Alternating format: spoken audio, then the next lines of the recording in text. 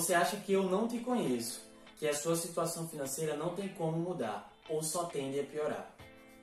O que eu tenho para te dizer é que no passo a passo que eu vou te mostrar nesse vídeo, ele pode sim solucionar os teus problemas. Mas de cara, isso vai depender muito mais de você, do seu comprometimento em querer mudar isso hoje, do que de mim. Tudo que eu vou te explicar aqui agora vai partir de dicas, de 5 passos essenciais que você tem que fazer para sair das dívidas e começar a investir, que serviram para aquelas pessoas que estão ao meu redor.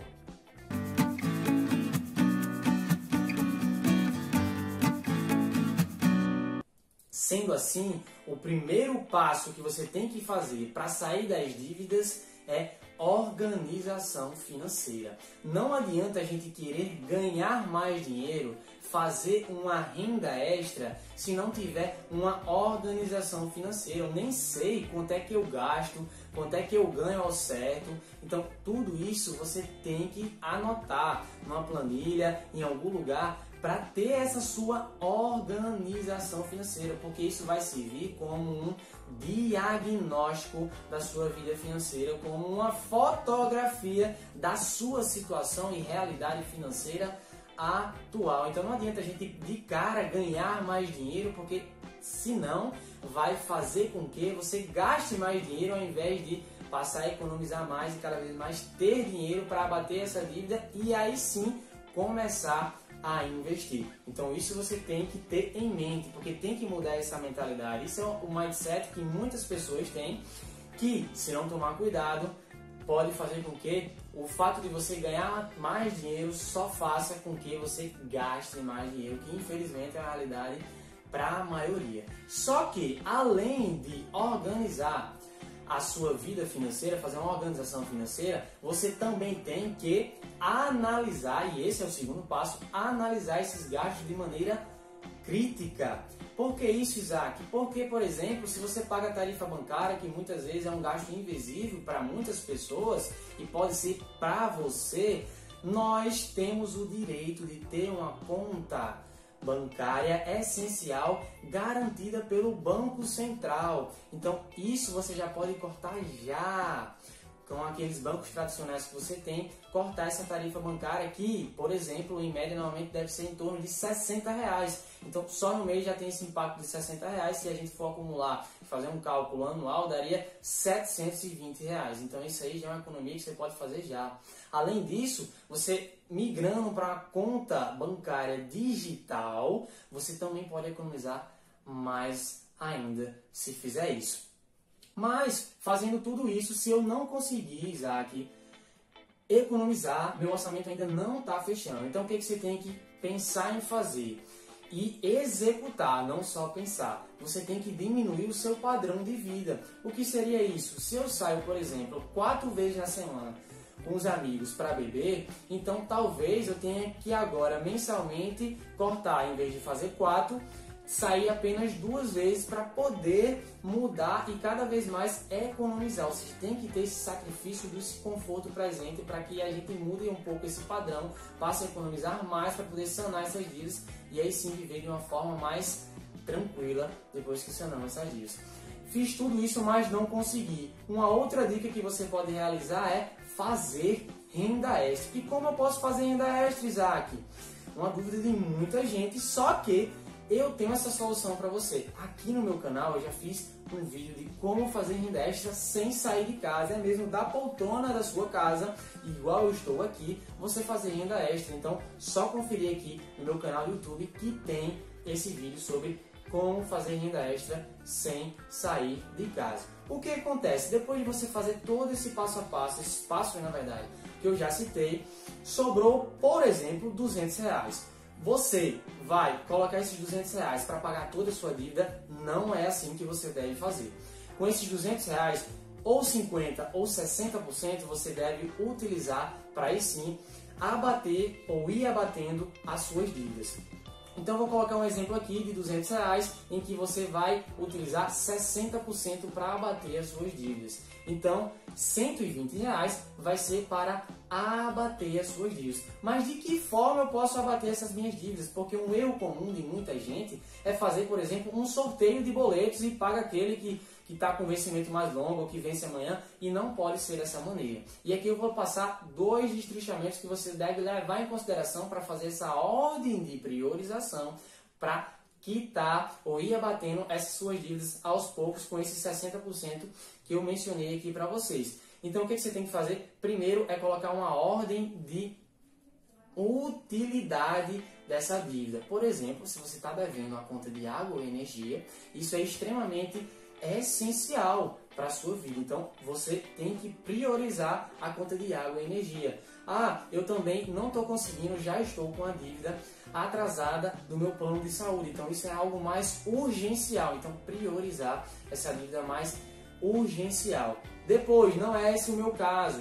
Eu tenho dívida, por exemplo, voltada para o cartão de crédito, financiamento. Então pense em analisar as suas dívidas que têm maiores juros, ou seja, aquelas que você tem dívida e que são cobrados maiores juros, que são exemplo, por exemplo, do cartão de crédito. Você tem que priorizar esse, se você tem essa dívida relacionada a esse ponto. Então priorize depois do grau de utilidade da sua dívida, que foram os casos do plano de saúde, como também da água e da energia. Aí você passa para o lado de maior juros cobrado, que aqui como exemplo os juros do cartão de crédito. E o que a gente faz com os outros 40%, Isaac? Que no caso aqui R$80.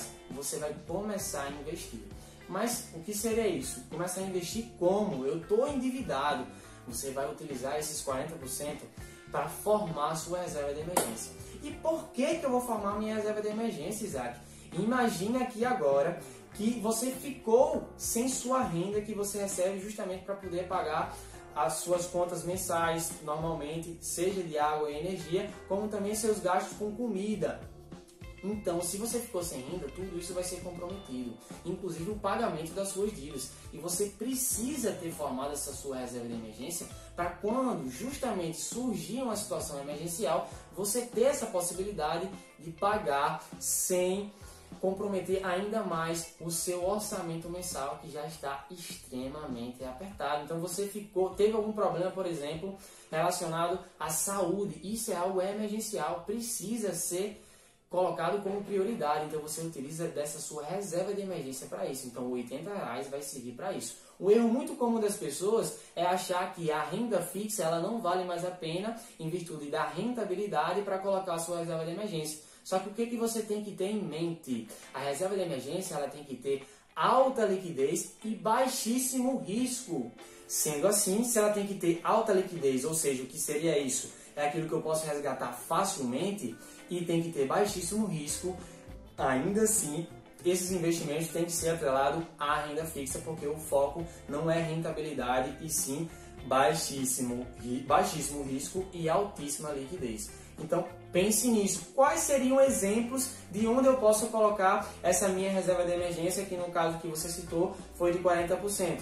Um exemplo que eu cito para vocês aqui é um CDB de liquidez diária de um banco ou Tesouro Direto Selic. Onde que eu posso me informar mais sobre isso? Tem um vídeo aqui no meu canal que eu ensino se é importante fazer reserva de emergência, como também ensino onde colocar a sua reserva de emergência e faço um comparativo bem destrinchado relacionado a isso. Então veja esse vídeo que vai te ajudar ainda mais com o conteúdo que eu estou te passando aqui nesse vídeo. Não cometa o erro de colocar essa sua reserva de emergência direto na renda variável, porque você pode perder dinheiro e a reserva de emergência não é a ideia que você perca o dinheiro ou tenha um grande risco de perder. Pense nisso. Fez todo esse passo a passo, desde a organização financeira, analisou criticamente os seus gastos, pensou no que sobrou, organizou 60% para quitar suas dívidas ou abater as suas dívidas já existentes ou que estão atrasadas. Depois, os 40% para utilizar em relação à reserva de emergência, como também antes disso, fez uma ordem de priorização para quitar essas dívidas e fez a reserva de emergência, ou está formando a sua reserva de emergência, o que você tem que fazer agora? Agora sim você vai partir para renegociar suas dívidas. E como é que eu posso fazer uma renegociação de uma maneira inteligente, Isaac? De uma maneira inteligente, você pode utilizar os feirões para pagar, porque literalmente os bancos estão interessados em receber dinheiro nesses feirões. Então aí você consegue descontos nas dívidas que você tenha relacionado ou ao cartão de crédito ou ao financiamento, o que quer que seja. Então pense bem nisso, na renegociação sem feirões. Qual a outra maneira e por que é melhor você utilizar a renegociação só como um último passo? Porque se você tem uma dívida de R$2.000 e você no primeiro mês conseguiu juntar apenas R$200, sendo que desses R$200 apenas R$120, que são 60%, vai ser destinado para abater essas suas dívidas. Se ao longo do tempo você tem cada vez mais dinheiro que está abatendo e está consequentemente diminuindo a sua dívida, como também você está formando a sua reserva de emergência, então você pode pegar parte disso para quitar essa sua dívida. Então agora você não está falando em renegociação com R$120 com o banco, que ele não vai ter interesse em renegociar uma dívida com você, você tendo apenas R$120. Mas se você tem, por exemplo, R$1.000 agora para renegociar a sua dívida, então aí sim o banco vai ter um maior interesse em renegociar essa sua dívida. Então pense nisso. E outra, é importante frisar isso, todo esse passo a passo aqui que eu mencionei para vocês, só vai ter utilidade se você tiver comprometido a colocar em prática isso. Senão tudo isso que eu mencionei não valeu de nada. Então o que você pode fazer aqui para ajudar cada vez mais pessoas? É curtir esse vídeo para aumentar o alcance. Além disso, comenta aqui embaixo para que a gente possa interagir cada vez mais. Se o passo a passo que foi utilizado aqui foi positivo para você, trouxe resultados, ou até mesmo se você não conseguiu executar esse passo a passo para que eu possa te ajudar. Aqui em cima está para vocês o meu canal do Instagram, minha página do Instagram, que a gente pode ter talvez um contato maior. Então se inscreve lá também no meu Instagram, @canal Finanças em Dias. Não se esquece de compartilhar esse vídeo para todas as pessoas que estão ao seu redor, porque pode ajudar essas pessoas. E se você é novo no canal, não se esquece de se inscrever e ativar as notificações para receber os próximos vídeos. Um grande abraço!